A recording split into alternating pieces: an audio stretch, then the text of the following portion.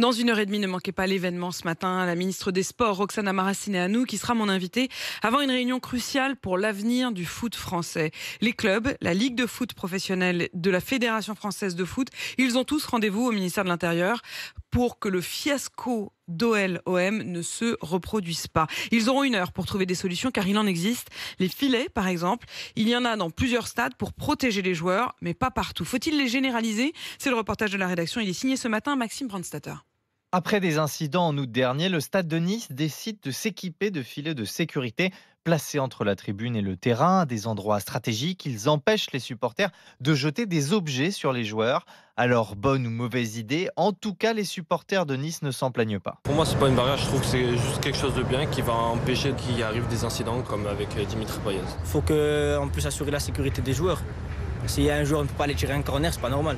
Ça fait 2 ans qu'on ne peut pas aller dans les stades. Ça fait 2 ans que les matchs sont à huis clos. Et ça ne m'empêchera jamais d'aller voir un match de football. Un filet. Aucun filet ne protégeait les joueurs dans le stade de Lyon dimanche soir quand cette bouteille a atteint Dimitri Payet.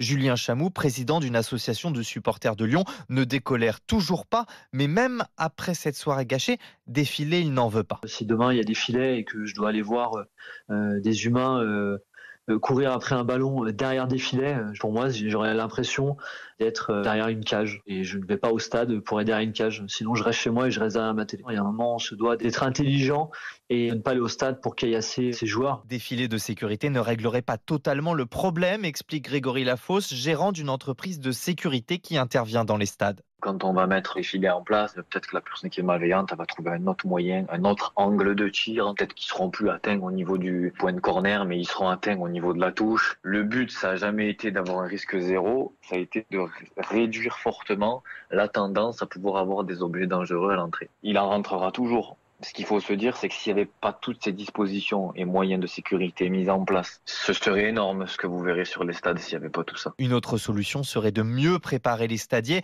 La Ligue de football aimerait d'ailleurs améliorer leur protocole de formation.